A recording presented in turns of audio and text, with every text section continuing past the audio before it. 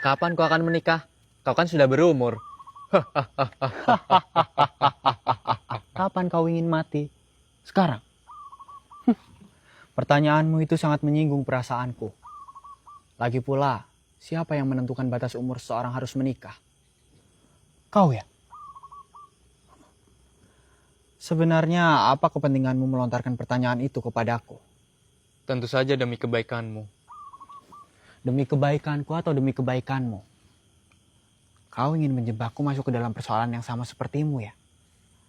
Kau ingin aku bernasib sama sepertimu ya? Aku emoh. Berhenti melontarkan pertanyaan yang memperumit kehidupanku. Atau kau akan lenyap.